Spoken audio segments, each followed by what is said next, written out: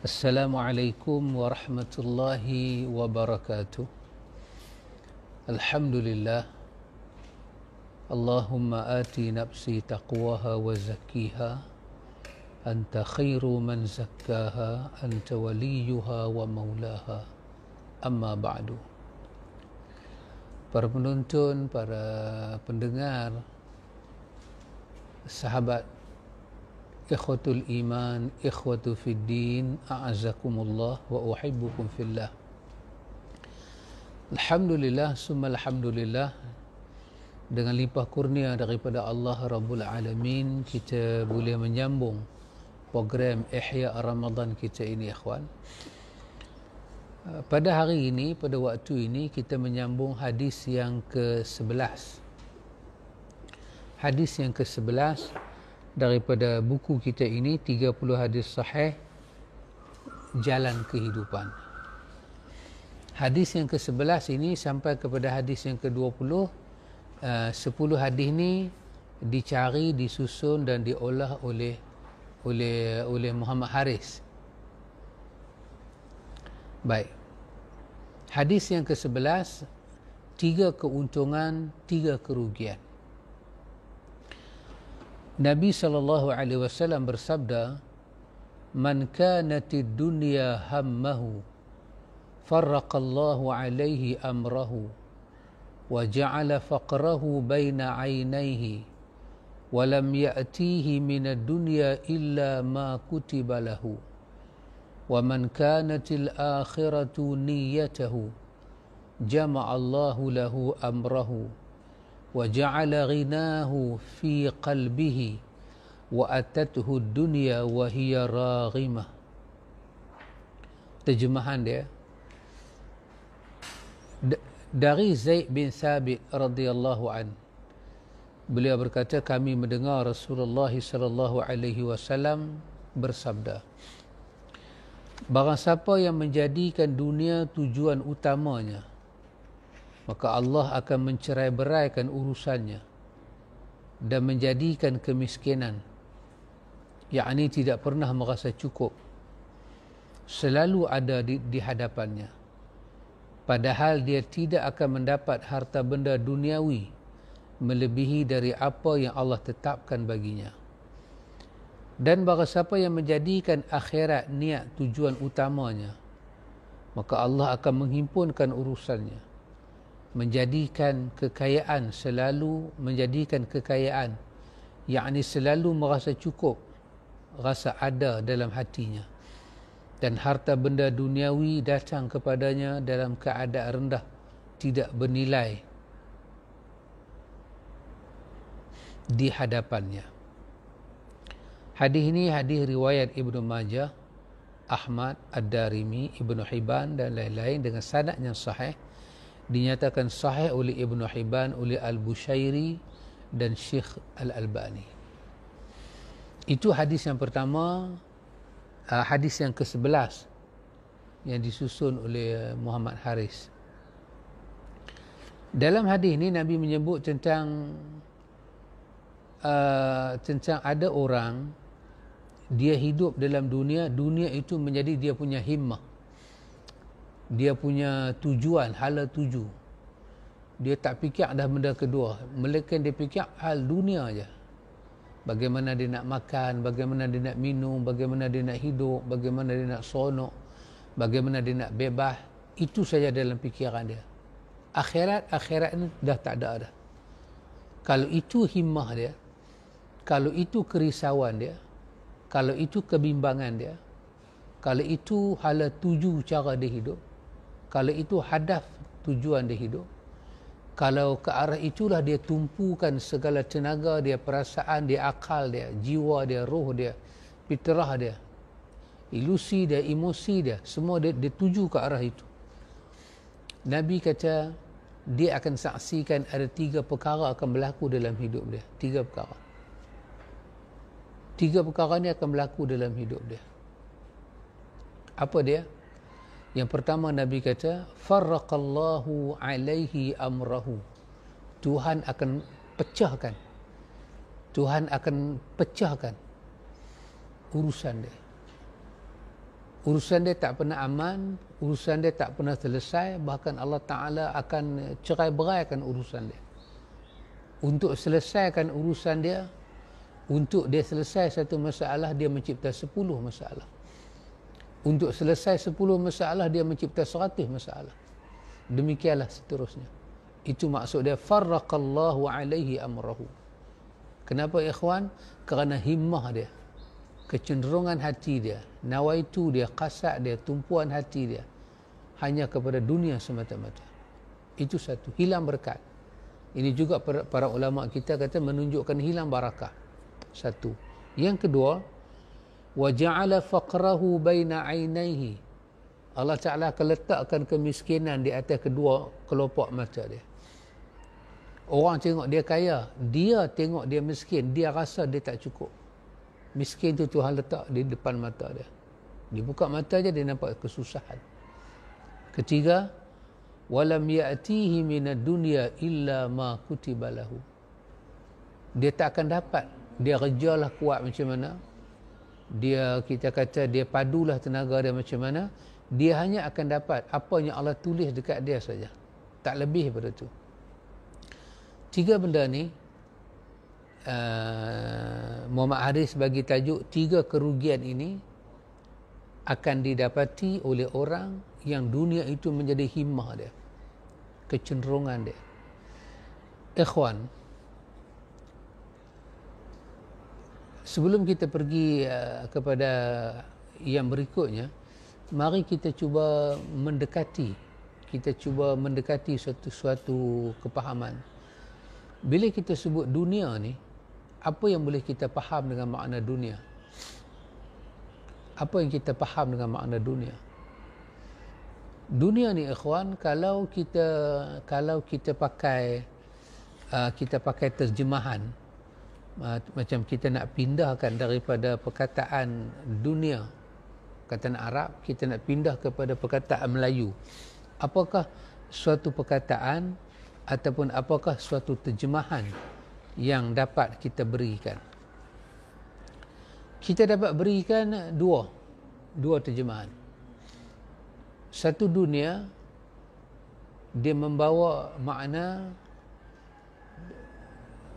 dunia dengan makna dana, iaitu dekat. Kita duduk dalam dunia kerana dia paling dekat dengan kita.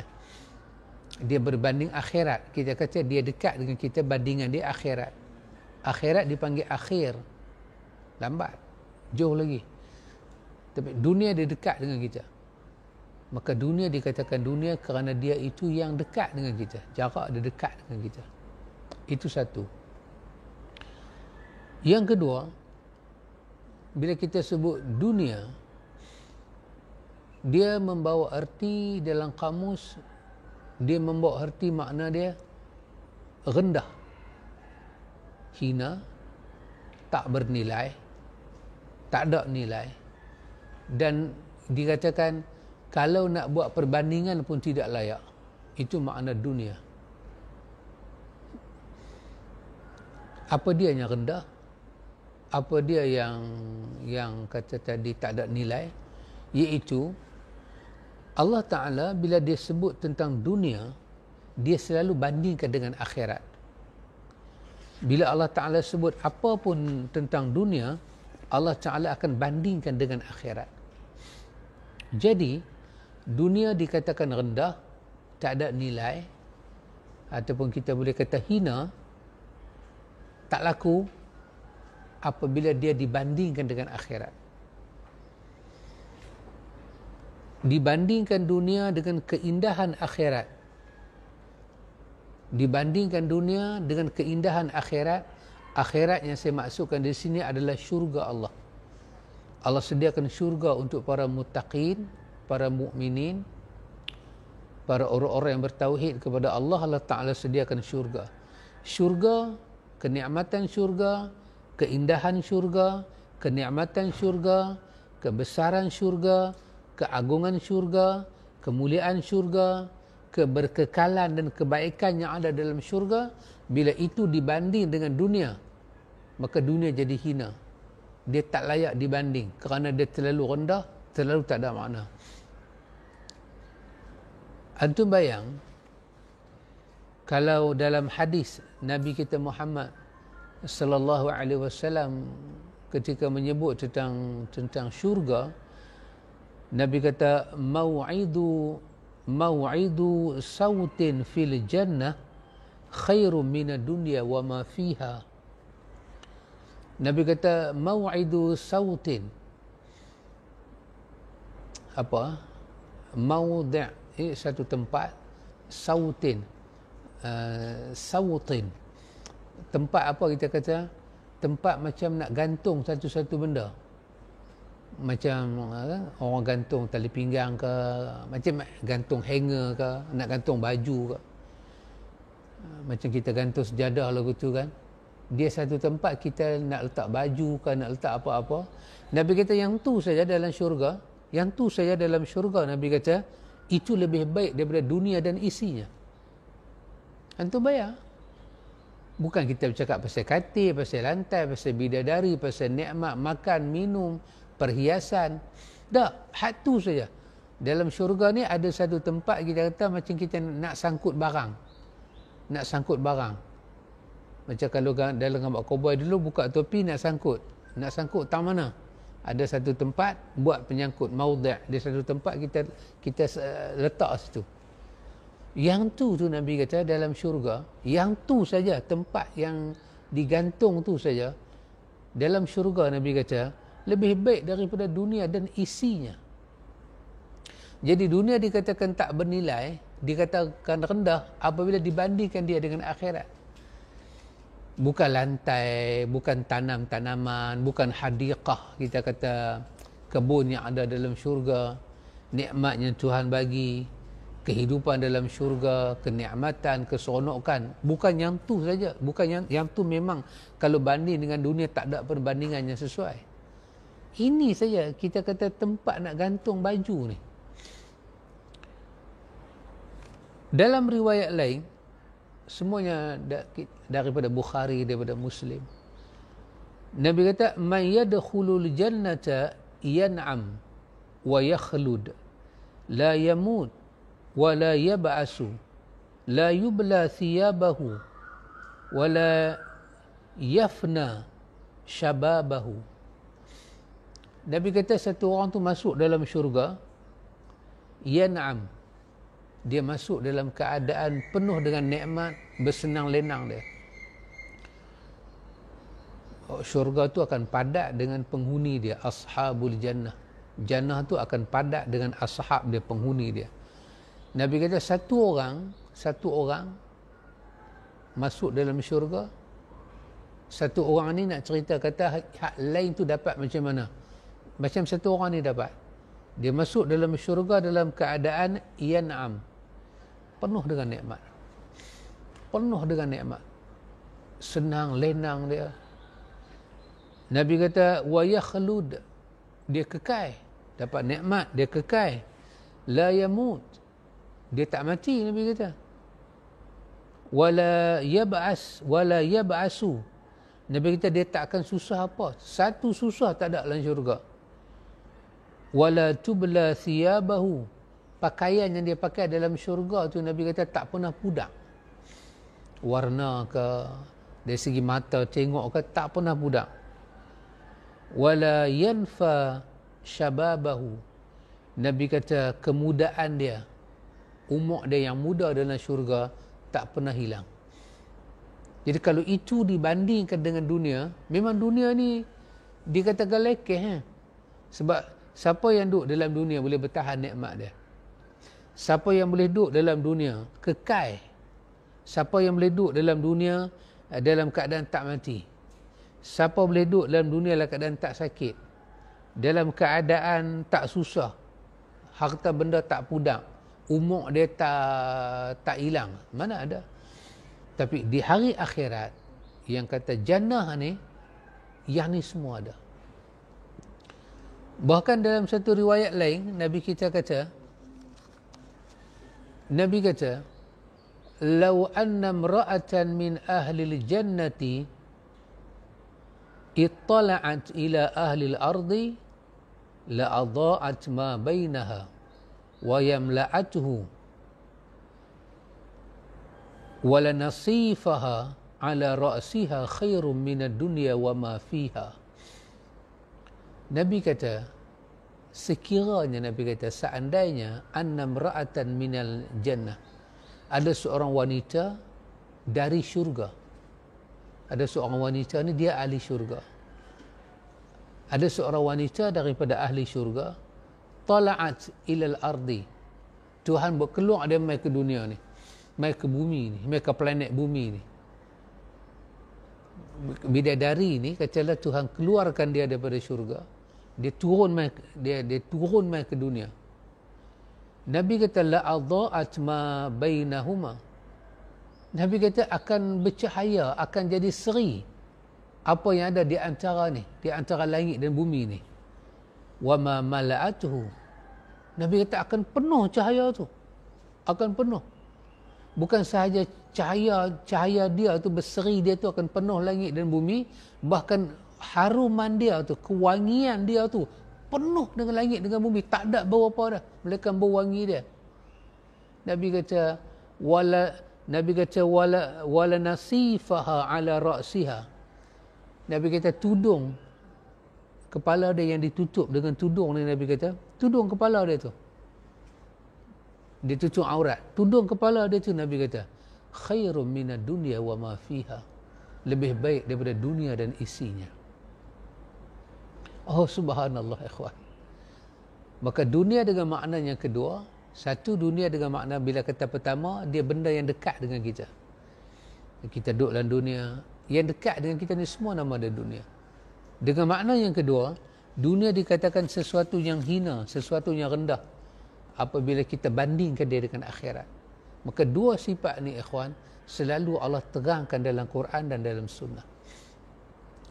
Bila kita tengok ayat-ayat Quran, kita nak melihat sendiri macam mana Allah bercerita pasal dunia dalam Quran. Ada satu ayat yang ke-20 daripada surah Hadid. Allah Ta'ala bila dia cerita pasal dunia, dia kapitkan dengan ayat-ayatnya macam ni.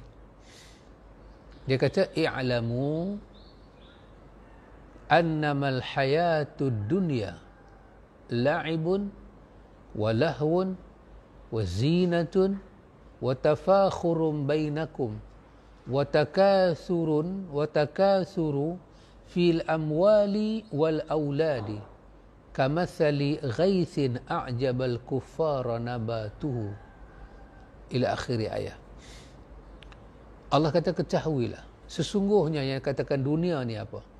Sesungguhnya annamal hayatud dunya, sesungguhnya hidup dalam dunia ni kata Allah la'ibun. Tengok ayat Tuhan kata. Tuhan kata satu la'ibun, satu jenis benda main yang permainan itu tak pernah bersih dan tak pernah bersungguh. Walahwun, satu jenis macam gurau-gurauan yang tak pernah serius. Wazinatun, satu jenis perhiasan. Letak satu benda untuk berbangga, untuk tengok gambar itu, satu perhiasan, tak ada makna pun. Watafakhurum bainakum, saling bermegah-megah di antara kamu. Watakathur fil amwali wal aulad, saling membanyakkan harta dan anak-anak. Kamathalin ghaithin a'jabal kuffara nabatuhu, macam mana Allah kata saling tak tumpah. Macam mana petani dia tanam dia punya tumbuh-tumbuhan, lepas tu dia rasa takjub bila tanaman dia tu naik, lepas tu dia jadi sedih balik bila tanaman tu layu dan mati. Allah kata itulah dunia. Bila Allah bercerita tentang dunia ikhwan, Allah masukkan sifat apa? Sifat tak sungguh, sifat tak serius, sifat tak ada keadilan. Dalam dunia ni tak ada satu benda pun kita boleh pegang, melainkan Allah masukkan ayat-ayat dalam dunia ni. Inilah kehidupan dunia. Kamu akan jumpa dunia ni satu sandiwara, satu drama. Hidup dunia ni penuh dengan benda macam tu. Kalau orang tu pegang kuasa, tak pernah serius dia pegang kuasa. Kalau orang tu menyampaikan agama sekalipun, tak serius pun. Kalau orang tu ada harta, ada anak-anak, anda tengoklah kelaku kelakar dia. Bila Allah sebut pasal dunia, ayat-ayatnya macam ni Allah gabung. Sehingga kan Al-Hafiz Imam Ibn Kathir, dia kata apa ikhwan?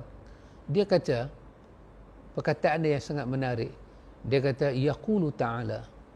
Dia kata Allah Ta'ala dalam ayat tadi, ayat Al-Hadid tadi, ayat 20. Yaqulullahu Ta'ala muhinan amrul dunya, amrul hayati dunya, muhaqqiran laha.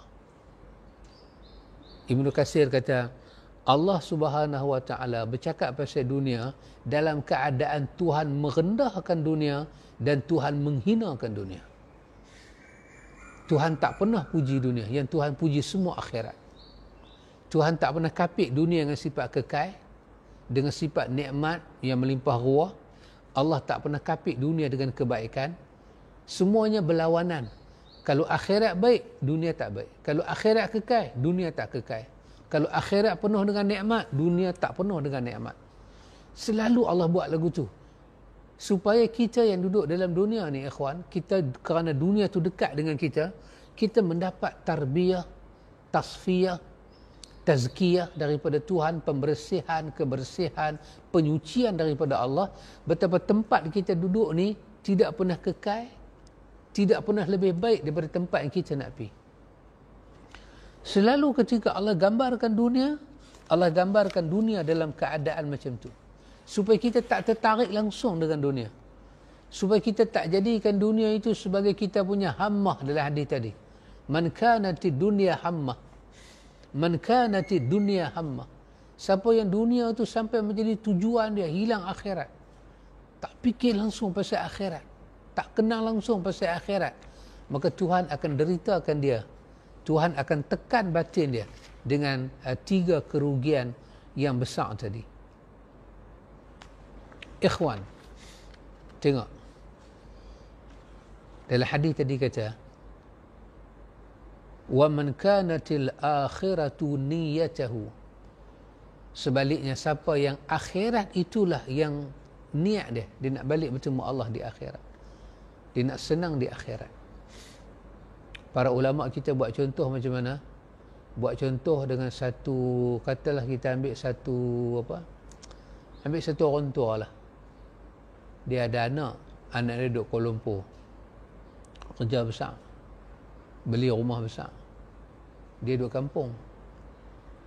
Anak dia kata kat dia, mak, ayah, cik dah beli dah tanah di sana, cik dah buat dah rumah, dah siap, bilik mak pun ada, bilik ayah pun ada, cik dah beli kereta sebiji kat mak kat ayah, masjid pun dekat, mengaji senang, mak tak payah buat kerja apa.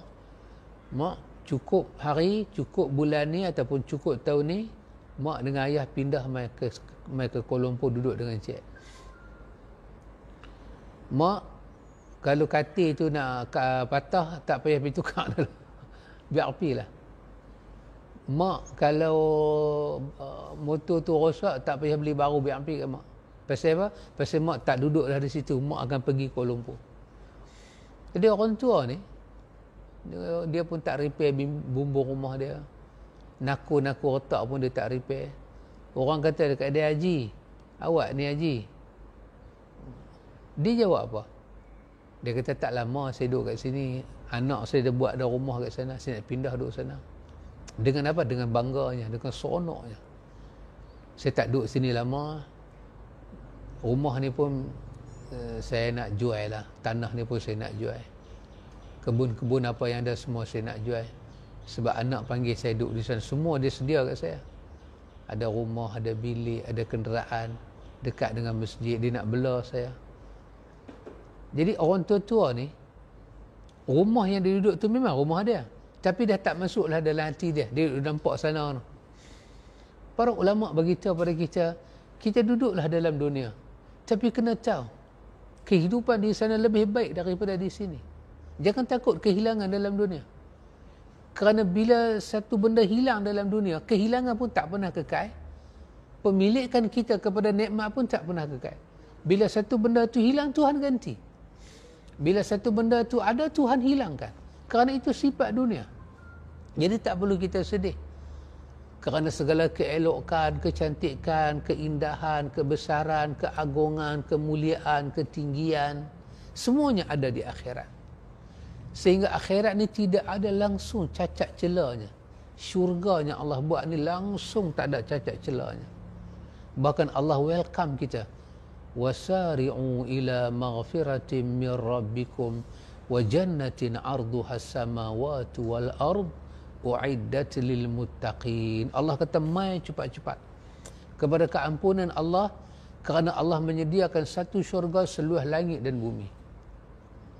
Maka Allah menarik kita, ikhwan, menarik mata hati kita untuk melihat akhirat. Maka siapa yang niat dia nak ke akhirat, niat dia nak hidup di hari akhirat, maka Nabi kata dia akan dapat 3 keuntungan. Apa dia?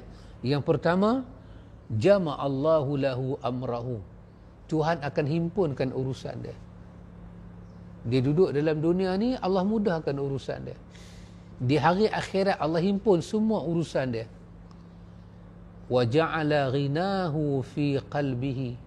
Yang kedua dia untung, Allah sentiasa letak rasa kaya, rasa cukup dalam hati dia. Dia ada sifat qanaah, sifat sabar, sifat syukur, sifat qanaah. Dan yang ketiga, wa atatuhu dunya wa hiya raghimah. Allah Taala beri pada dia dunia, atatuhu dunya, dunia datang kepada dia dalam keadaan wa hiya raghimah, dalam keadaan dia tu tak hina. Maksud dia apa, ya ikhwan? Rezeki yang dia dapat tu tak menjatuhkan maruah dia. Dia tak perlu ambil rasuah, dia tak perlu makan rezeki orang, dia tak perlu tipu, dia tak perlu khianat, dia tak perlu berjudi, dia tak perlu rampas harta benda orang, tipu tanda tangan adik-beradik dia, jual tanah orang, tipu. Itu semua rezeki yang mai dalam keadaan hina dan menjatuhkan maruah. Allah bagi rezeki kepada kita, rezeki itu yang datang kepada kita, maruah kita tak jatuh. Ini 3 keuntungan Allah Ta'ala bagi pada orang yang niyatahu man kanatil akhiratu niyatahu. Siapa yang akhirat itu ada dalam diri dia. Kerana itu, ikhwan, ingin saya katakan sesuatu, ikhwan, yang disebut oleh para ulama kita, bahawa kita duduk dalam dunia ni, para ulama kita kata, bila kita boleh tahu kata dunia tu ada dalam hati kita. Saya tengok para ulama kita tulis dalam buku-buku kejiwaan ni banyak. Tapi saya berkenan, saya kutip daripada tulisan para ulama ni 10 tanda. 10 tanda. Dalam tulisannya berbagai-bagai, saya rasa 10 tanda ni dia sangat memang ada. Memang dia kehidupan realiti. Bila kita ada 10 tanda ni, ini bukan hadis. Ini saya kata, saya kutip daripada apa yang para ulama tulis berbelah-belah. Daripada tulisan yang berbeza-beza, saya rasa 10 perkara ni dia adalah realiti. Apa dia? Yang pertama dia kata, kalau kita duduk dalam dunia ni, sampai hati dan lisan kita tersisih nama Allah. Tersisih. Sepanjang kita hidup ni, hati tak teringat tentang Allah, lisan tak pernah sebut tentang nama Allah. Sama ada masa makan, sama ada masa dia dapat nikmat, sama ada masa dia berseronok, ataupun dia kena musibah, di mulut ni terhalang daripada terkeluar nama Allah. Dan hati ni pun tak pernah terdetik dalam hati nak panggil Allah. Itu petanda apa, ikhwan? Itu petanda para ulama kita kata dunia tu dah menjadi himmah kita. Kita akan dapat 3 kerugian tadi. Anda percaya ada orang macam tu? Na'udzubillah. Summa na'udzubillah. Dia susah. katalah dia jatuh tengah jalan ke, dia tak sebut nama Allah. Kod dalam ucapan dia ke, dia nak kata daripada Allah, Allah uji kita, kita sabar kembali pada Allah. Tak ada. Pendidikan dia pisah dengan Allah, ekonomi dia pisah dengan Allah, budaya pisah dengan Allah, pembentukan manusia, pembangunan pisah dengan Allah. Semua pisah. Bismillah ni tak ada langsung. Tak ada langsung. Satu. Dua. Bila hati dia duduk dalam dunia ni, bila hati dia langsung tak takut dengan ancaman Allah. Dia tak pernah rasa dia terancam. Sama ada ancaman itu dalam bentuk laknat ataupun azab. Bahkan yang diancam tu pula dia buat dengan amannya. Dengan aman, dengan tak ada takut kepada ancaman Tuhan, tak terlintas langsung. Ada benda Allah ancam dilaknat, terkutuk. So ada orang laki-laki, kita laki-laki, dan ada orang perempuan. Maka Tuhan mengancam atas lidah Nabi dilaknat laki-laki yang nak jadi perempuan, perempuan nak jadi laki-laki. Dia boleh jadi perempuan dengan keadaan tak rasa dilaknat. Dia tak terasa pun dia diancam. Itu tanda apa? Tanda kedua para ulama kata apa? Telah masuk benih-benih dunia dalam hati kita. Dan akhirat mula terpadam. 2, 3. Apabila hati kita ini langsung sikit pun sebesar zarah tidak pernah mengharap rahmat daripada Allah. Tak pernah harap. Dia percaya 100% segala rezeki yang datang adalah dengan tulang pakrat. Tak ada langsung. Rahmat Allah tak ada. Tak mengharap langsung. Hati tak ada langsung harap. Tuhan tolonglah aku. Tuhan bantulah aku. Tak ada. Tak mengharap langsung rahmat Allah. Apatah lagi janji-janji Allah yang ada dalam Quran. Janji syurga, janji keampunan, janji maghfirah. Tak ada.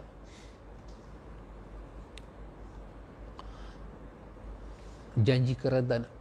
Hati dia jadi lagu mana, ikhwan? Hati dia ni, kita nak kata apa? Hati dia ni jadi satu hati yang tak sambut langsung apa Tuhan kata. Tak tegur langsung. Tak sambut langsung apa Tuhan kata.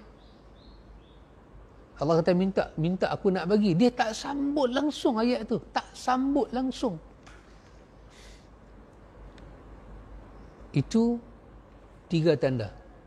3 tanda awal, para ulama kata 3 tanda awal ni, dia kemungkinan 3 tanda awal ni dia berlaku pada orang tertentu saja. Mungkin pada orang tertentu. Tapi ulama kata ada 7 tanda di bawah dia boleh berlaku kepada semua orang. Hak tadi mungkinlah orang tertentu saja kena. Tapi hak 7 di bawah ni boleh kena semua orang. Ustaz boleh kena, Tok Qadi boleh kena, Mufti boleh kena. Boleh kena. Hak pergi semayang, hak pergi dengar kuliah pun boleh kena. Apa dia? Tadi 3, yang keempat. Apa dia? Hilangnya dalam diri dia manfaat ilmu agama. Tak ada. Ilmu agama jadi satu ilmu yang paling tak ada manfaat kat dia. Dia dengar tak ada benda dia boleh ambil. Walaupun katalah dia duduk depan ustaz. Ustaz tu duduk mengajar kitab. Dia boleh ngalik dengar. Tak ada manfaat. Dia duduk lagu dia. Busuk hati lagu dia, baran lagu dia, marah lagu dia, dengki kianat lagu dia. Ilmu tu dah tak jadi manfaat. Ayat Quran, hadis, syarahan tak jadi manfaat. Hak ni ikhwan, hak ni para ulama kata, bukan kata orang dengar kata boleh kena. Orang yang menyampai agama boleh kena. Dia sampai agama ke orang, agama yang dia sampai tu tak ada manfaat kat dia. Dia bercakap ke orang pasal baca Quran, dia bercakap ke orang pasal qiyam Ramadan, dia bercakap ke orang pasal kita kena merebut Ramadan, dia tak rebut. Ilmu tu hilang manfaat. Allahu akbar ikhwan. Yang kelima, ulama kata yang ni dahsyat ikhwan. Yang ni dahsyat. Ulama kata apa dia? apabila Allah Ta'ala takdirkan kepada dia, dia berkawan dengan orang saleh, tapi dia tak pernah dapat i'tibar daripada orang saleh. Dia kawan mungkin dengan semua ustaz-ustaz, tapi nama ustaz-ustaz dia kawan tu jadi kebanggaan dekat dia. Saya ustaz ni saya kenal, ustaz ni saya kenal. Tapi akhlak ustaz tu, ibadat ustaz tu, ilmu ustaz tu, tak ada kat dia. Dia mungkin tiru cara ustaz tu pakai kepiah, cara ustaz tu pakai jubah, cara ustaz tu pakai serban. Dia tiru yang tu je. Tapi dia tak boleh mengambil i'tibar daripada kewujudan orang saleh, orang yang Allah sayang. Yang keenam. Yang keenam, dia ni satu orang, ikhwan, kalau kita zikrul maksiyah, kita sebut tentang maksiat pada dia, sebut tentang maksiat, dia adalah satu orang yang bila dia buat maksiat, dia terjebak dengan maksiat, dia tak boleh menangis. Dia tak dapat rasa i'tiraf. Dia tak dapat dalam hati dia rasa apa? Rasa dia orang yang bersalah. Kalau orang kata kat dia, awak salah. Bila aku salah? Aku tak pernah salah. Hang yang salah. Hang yang salah faham. Hang yang ingat kata aku salah. Dia duduk lagu tu. Yang ketujuh, para ulama kita kata, Allah cabut daripada diri dia, hilang rasa malu. Semua benda yang dia buat itu bertentangan dengan maruah dan sunnah. Bertentangan dengan maruah dan sunnah. Malu tu Allah cabut. Yang ni ikhwan, yang ni kalau kena berkawan tak semayang, tak tahu ekor kepala pasal agama tu, kita boleh kata lumrah lah. Tapi yang ni kalau kena dekat kita, dekat yang dia usalli sunnat tarawih raka'atain ni, kalau kena dekat nawaitu saum maghdin ni, kalau kena dekat Allahumma laka sumtu wa bika amantu wa ala rizqika aftartu ni, kalau kena dekat orang yang setiap pagi dia kata Allahumma hdini fi man hadait ni, dalam witir semaya Ramadan pun Allahumma hdini fi man hadait ni, kalau kena dekat kita, kalau kena dekat orang yang bercakap agama, bersyarah agama, berforum, berdiskusi agama, oh parah ikhwan, parah. Hilangnya rasa malu. Dia tak malu melondehkan aib orang dalam ceramah. Dia tak malu, tak pernah rasa malu dalam diri dia nak ambil tentang hidup orang bawa sebagai isi ceramah. Oh subhanallah ikhwan. Ulama kita kata apa? Bila Allah bagi kepada dia jiwa, jiwa yang tak pernah rasa rugi kalau tertinggal ketaatan pada Allah.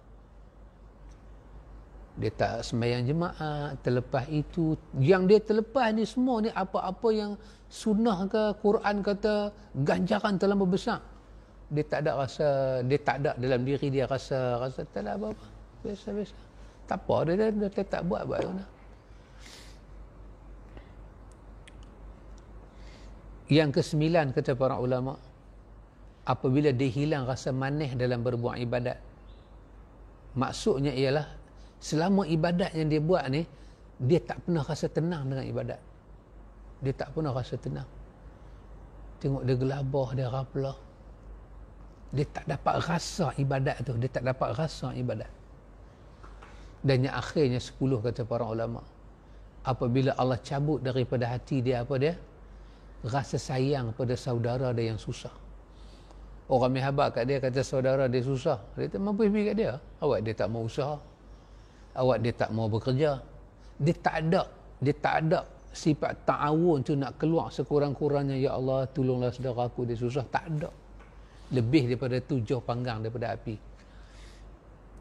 Kesemua ni saya kata tidak diambil, tidaklah daripada hadis-hadis yang jelas. Tetapi tanda-tanda ni secara realiti hidup dia ada. Yang paling dahsyatnya yang 7 ke bawah ni.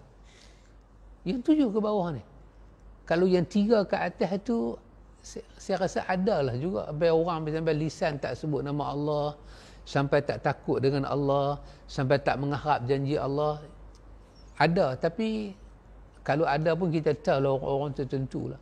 Tapi yang 7 di bawah ni, buat ibadat, tapi pergi masjid, sembahyang, puasa, kadang dia mengajar, ilmu tu tak ada manfaat dekat dia.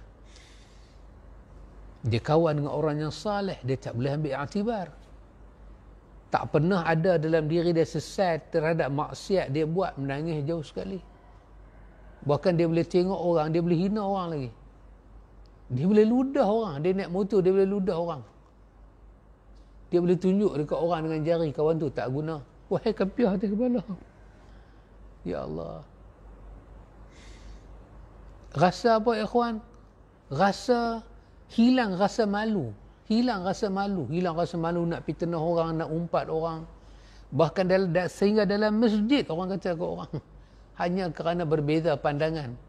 Kata terjai. Kata, bukan kata-kata kawan tu, kata dengan mak bapak kawan tu sekali. Hilangnya rasa rugi kalau tertinggal ibadat. Hilangnya rasa manis dan kesenangan dalam ibadat. Dan hilangnya rasa persaudaraan sesama kaum muslimin.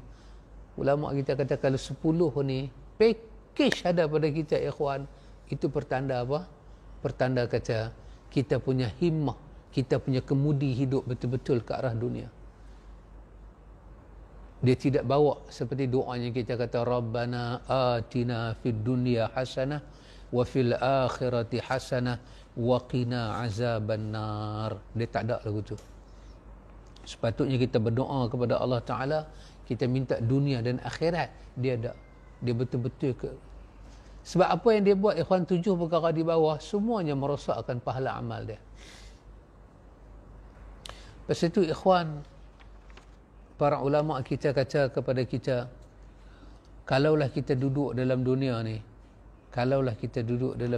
kita sampai nak terlupa Allah Ta'ala ni, berhati-hatilah.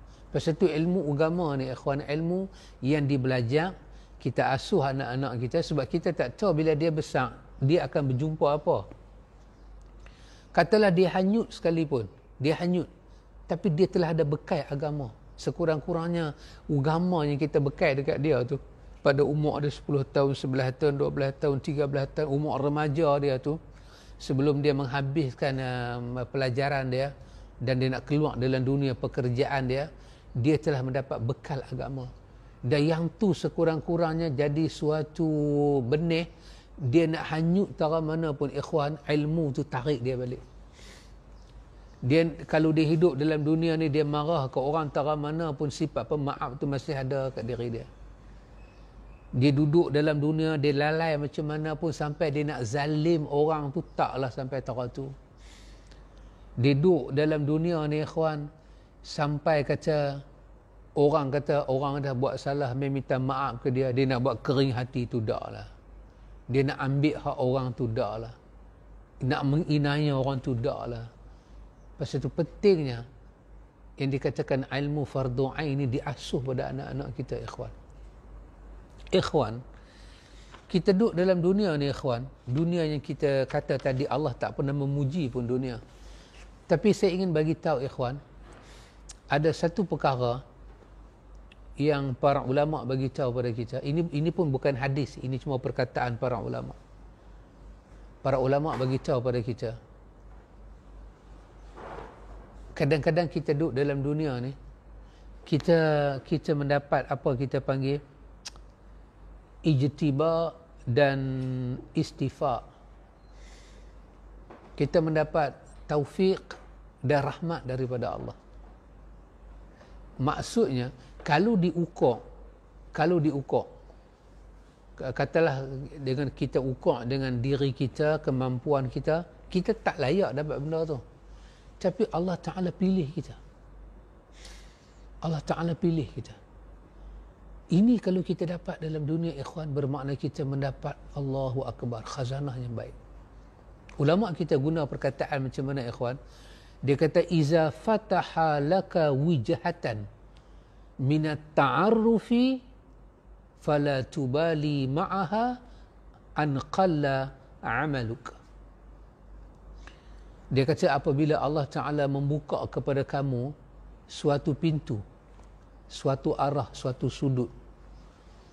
Apabila Allah Ta'ala membuka kepada engkau suatu pintu, minat ta'arufi, pintu daripada Allah nak berkenalan dengan engkau.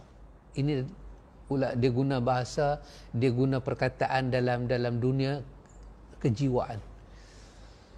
Apabila Allah Ta'ala membuka satu pintu kepada engkau, pintu apa? Pintu tu dinamakan dengan nama pintu ta'aruf. Kita kan dalam majlis usrah kita kata mari kita berta'aruf, memperkenalkan diri. Fala tubali ma'aha an aqilla amaluk. Ketika itu Tuhan tak peduli kita ni siapa. Amal kita sikit ke? Amal kita banyak ke? Kita orang dikatakan rendah ke? Kita orang dikatakan tak ada pelajaran ke? Kalau Allah buka pintu, dia nak berkenalan dengan kita. Kita jangan heran, jangan terkejut kalau kita dipilih untuk berkenalan dengan Tuhan. Antum cuba bayang antum. Ini pintu ta'aruf ini. Pintu antum, kita berkenalan dengan Tuhan. Maksud dia apa? Kita belajar agama daripada kecil. Kita ikut agama ni step-step dia. Kita belajar baca Quran, belajar jawi, belajar bahasa Arab, nahwu, saraf, semua kita belajar. Sampailah kita boleh baca Quran, sampai boleh baca kitab Arab. Kita ikut step-step dia. Yang ni semua step-step, kita panggil step apa? Kita yang pergi berkenalan dengan agama Tuhan. Tetapi ada orang pilihan, Allah berkenalan dengan dia. Yang mana lebih istimewa, ikhwan? Kita ke Tuhan ke Tuhan ke kita? Dan antum bayang kita ni, saya ambil orang macam saya, macam kita. Kita ni ikhwan, kadang-kadang antara kita ni jawi pun tak boleh baca. Quran pun masih merangkak. Nak baca kitab Arab jauh panggang daripada api. Satu sijil belajar agama kita tak ada. Sebincanglah senawi ke apa, bala tak ada. Tetapi antum pernah terfikir tak? Tuhan menjemput kita untuk belajar sunnah. Sedangkan khazanah sunnah ni semua ada dalam versi Arab. Bukhari dalam Arab, Muslim dalam Arab, Sunan Sitah dalam Arab, Sunan Sab'ah dalam Arab. Agama datang dalam teks Arab. Kita satu makhluk Allah Ta'ala yang kecil, yang kerdil, yang tak tahu Arab. Tiba-tiba Allah boleh panggil kita, jemput kita belajar sunnah dan amalkan sunnah. Ini nama dia apa, ikhwan? Tuhan telah membuka kepada kita satu pintu daripada pintu dia berkenalan dengan kita. Ketika itu Tuhan tak melihat dah kekurangan kita. Sepatutnya yang reti sunnah ni siapa dia? Kawan balik Azhar. Sepatutnya yang reti sunnah ni siapa dia? Kawan yang belajar agama ni secara... Dia belajar agama ni daripada sekolah rendah, ibtidaiyah, lepas tu dia naik senawi, lepas tu dia masuk college, lepas tu dia masuk universiti, lepas tu dia dapat BA, dia ada syariah bahasa Arab, dia ada bahasa Arab usuluddin. Sepatutnya orang yang reti sunnah, reti agama ni mereka. Tapi kita ni akhwan, kita ni hak kong ni, hak kosong ni, tin kosong. Arab tak tahu, apa tak tahu. Kita sedang kedudukan kita hari ni, kita faham sunnah. Bahkan paling dahsyat, Allah hantar Tok Guru meduk kampung kita. Dan dia mengajak sunnah. Dan semasa dia mengajak sunnah, jiwa kita ni ikhwan, Allah bagi kat kita apa dia? Kalau dia menyeleweng dalam mengajak sunnah, kita tahu. Sedangkan kita bahasa Arab tak tahu, kitab satu di rumah tak ada, apa tak tahu. Tapi kalau dia menyeleweng, dia sampaikan hadis-hadis yang tak betul pada kita, Allah bagi pengenalan dalam jiwa kita, mengenal itu kebatilan. Ya Allah, ikhwan. Kalau Allah membuka satu pintu dalam hidup kita, ini pintu dia nak berkenalan dengan kita. Dia menjemput kita, kita mendapat jemputan daripada dia. Maka dia tak peduli masa itu kita siapa. فَإِنَّهُ مَا فَتَحَهَا لَكَ إِلَّا هُوَ يُرِيدُ أَنْ يَتَعَرَّفَ إِلَيْكَ.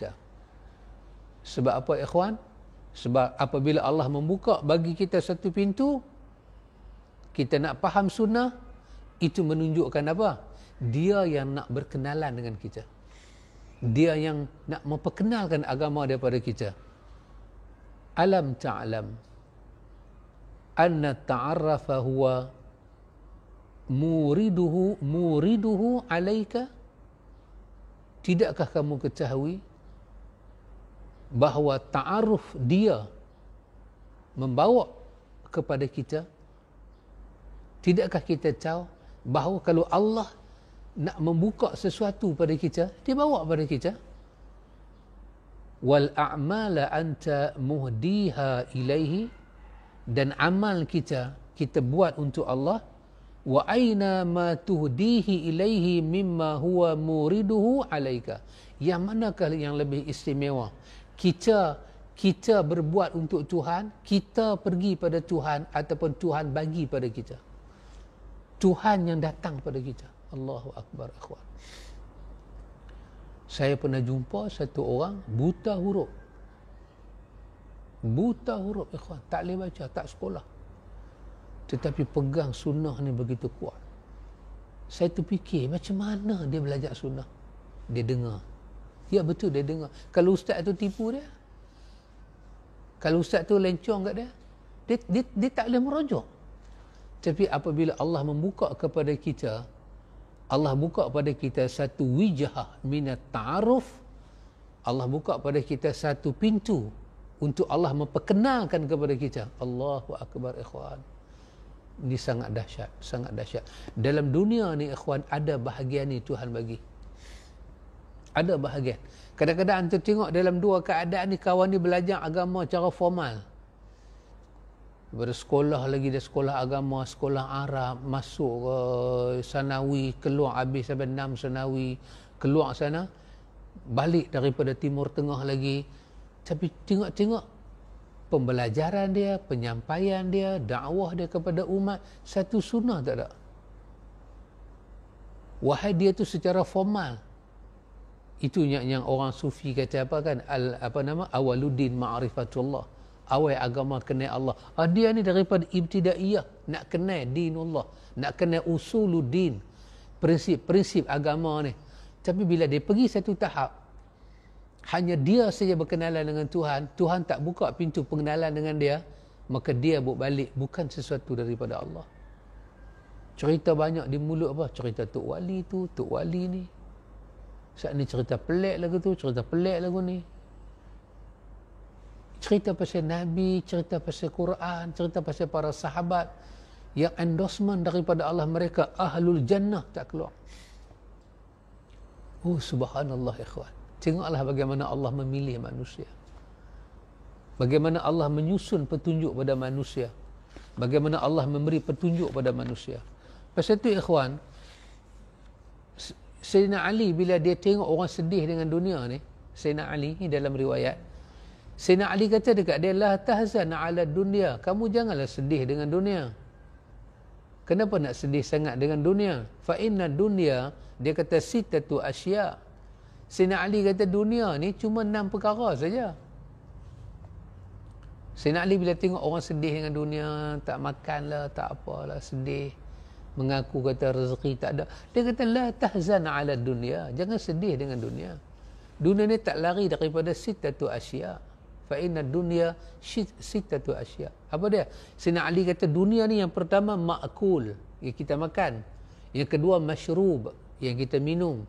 Ketiga malbus, yang kita pakai. Ketiga mashmum. Dunia ni kalau tak ada mashmum, tak segar dia. Apa dia? Yang kita bau, yang kita hidu. Dunia ni apa dia? Markub, yang kita kenderai. Dan dunia ni mankuh.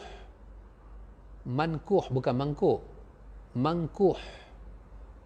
Mankuh ni apa dia? Wanita yang kita nikahi. Sayyidina Ali kata dunia tak lepas daripada 6.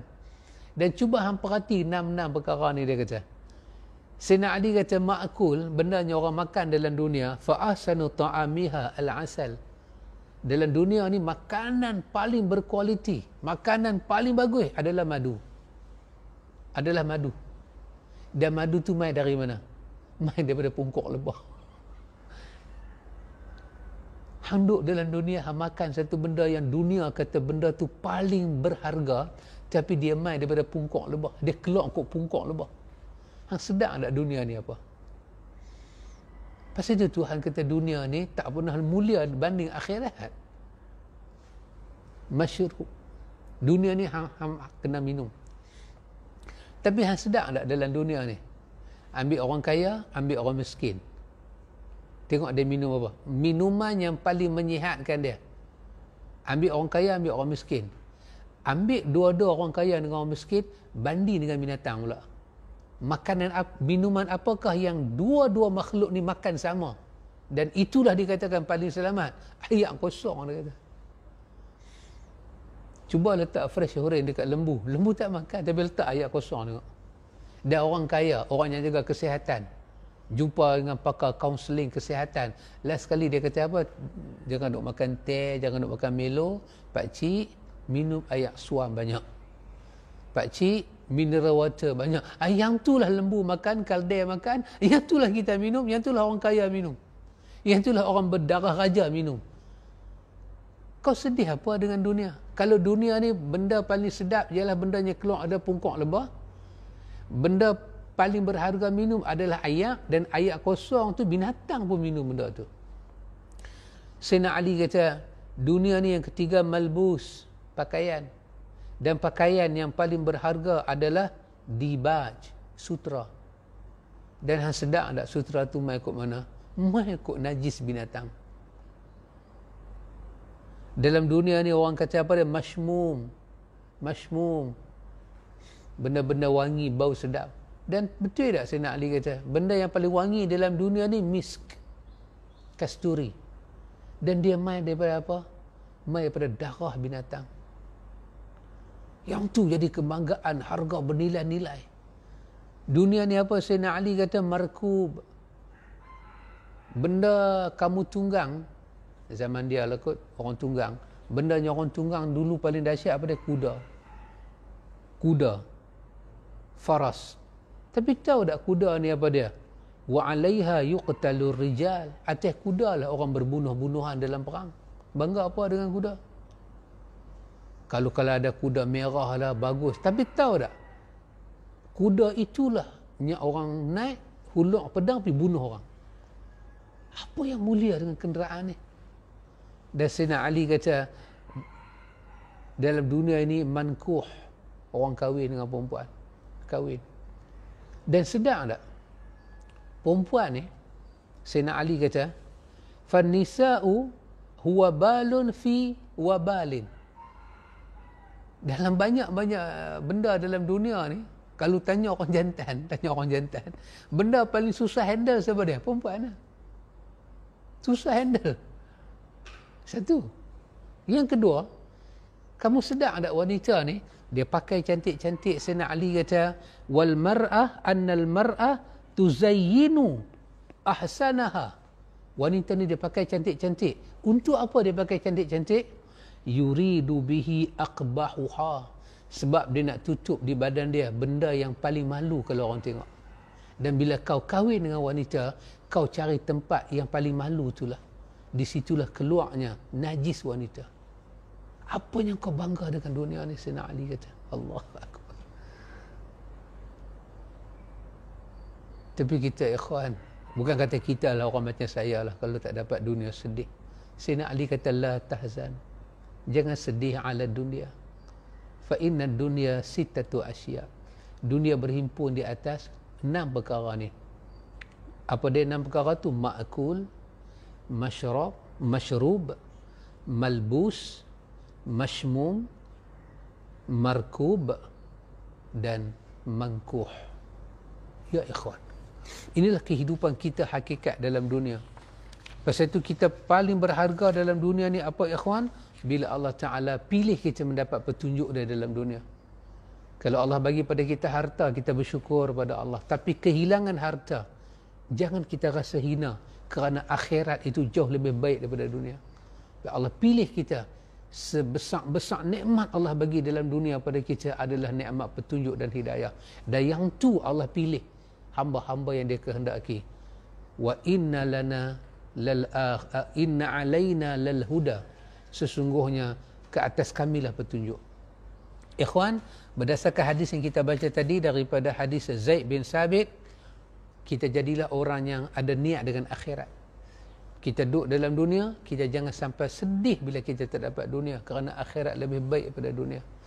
Allah akan bagi 3 kerugian pada kita dalam dunia kalau kita tumpu pada dunia, meninggalkan akhirat, dan Allah akan bagi pada kita 3 keuntungan apabila kita ingat kepada akhirat.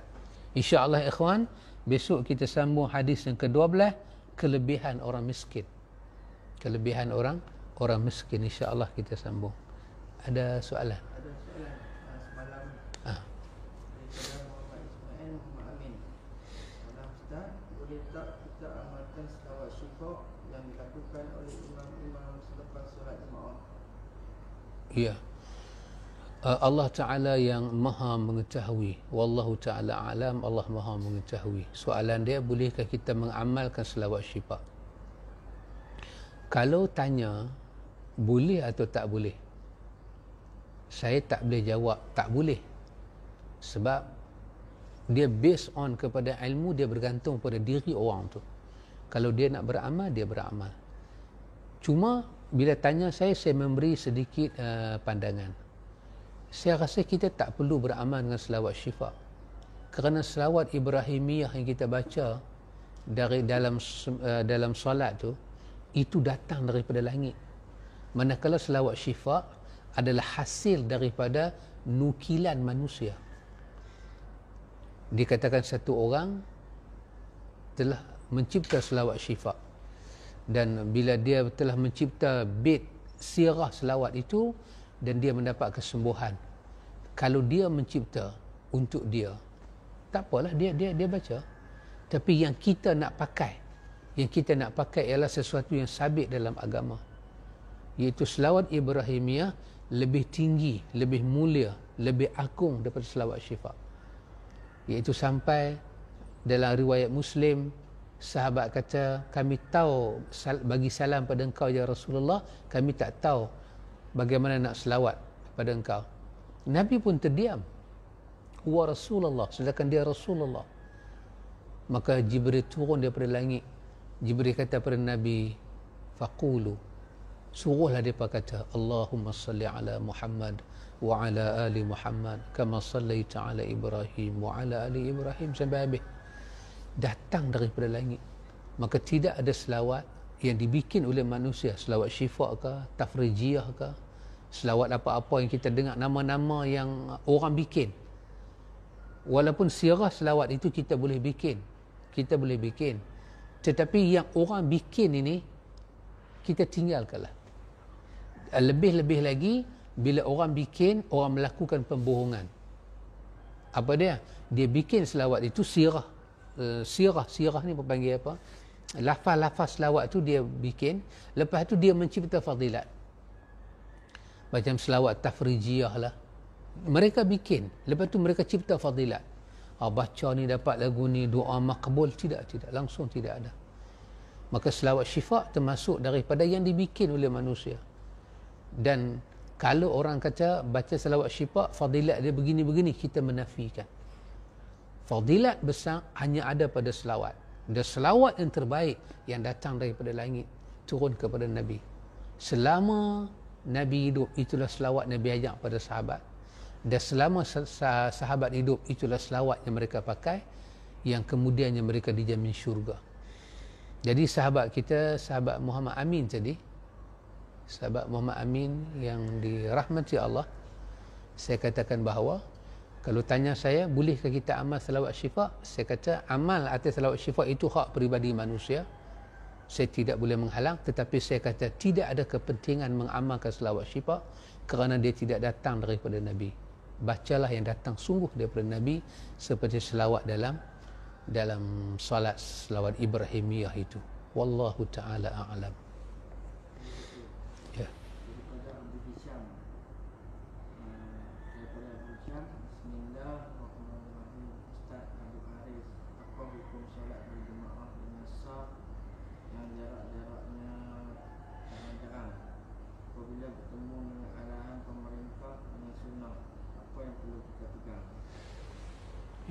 Allah Ta'ala yang maha mengetahui. Wallahu Ta'ala alam. Kita tahu pada hukum asalnya saf ini rapat. Itu hukum asal. Lepas itu bila ada saf yang jarang-jarang itu, dikatakan ada ruang syaitan masuk dan hati kita tak akan bersatu. Itu kita faham. Itu adalah asas. Bila sebut saf, itulah dia saf. Tak ada nama lain. Seorang duduk sini, 100 meter pula duduk 100 meter, 1 meter pula duduk satu orang. Itu orang tak panggil saf. Saf yang dimasuki syaitan. Baik, itu asas. Cumanya apabila kita tahu satu benda mudarat itu. Pasal itu agama ni alhamdulillah dia selalu beri peluang kepada kita bagi alasan. Perintah Allah begini, kenapa awak buat begini? Kenapa buat tak sempurna? Macam Ibnu Hazmin dalam Al-Muhalla dia kata, Allah perintah kita ambil wuduk, basuh tangan kanan, basuh tangan kiri. Tiba-tiba kita basuh tangan kanan saja, kiri tak basuh. Secara zahirnya kita langgar perintah Tuhan. Kita tak menyempurnakan perintah Tuhan. Tetapi bila ditanya pada kita, kenapa tak basuh tangan kiri? Sedangkan dia termasuk rukun wuduk, kena basuh. Kita jawab, tangan saya sakit, tangan saya berbalut. Maka itu dianggap sebagai syar'i. Uzurnya syar'i dan diterima. Maka tak berdosalah kawan tu, kata Imam Ibn Hazmin, dia tak basuh tangan yang berbalut itu. Dia hanya basuh tangan yang biasa. Dan bila tangan itu ada uzur, automatik gugurlah kefarduan. Jadi kalau kita boleh faham itu, kita boleh bawa acuan itu dalam babnya lain. Dituntut kita melakukan saf berjemaah rapat-rapat. Maka soalan dia sekarang, kenapa awak renggang? Renggang kerana bersebab. Apa sebab dia? Sebab dia ada mudarat. Ini mudarat. Dan mudarat ni bukan kata mudarat kecil, mudarat besar. Maka agama ini al-ma'lum minad din bil darurah. Dia ada benda yang dia faham pada kita. Maka kalau kita tak melaksanakan suatu tuntutan agama di atas suatu sebab yang syar'i, maka itu tidak dianggap pelanggaran pada agama. Itu diterima. Tapi bila hilang dia punya ilah tu, penyebab dia, maka dia kena balik pada hukum yang asal. Begitu pandangan saya kepada sahabat apa? Sahabat Abu Harith, sahabat Abu Hisham, sahabat Hisham. Begitu pandangan saya. Wallahu ta'ala a'lam. InsyaAllah semoga Allah Ta'ala berkati kita. Diminta supaya Allah memberi masa pada kita, kesihatan pada kita. Kita sambung hadis yang ke-12 insyaAllah. Subhanakallahumma wa bihamdika asyhadu an la ilaha illa anta astaghfiruka wa atubu ilaih. Assalamualaikum warahmatullahi wabarakatuh.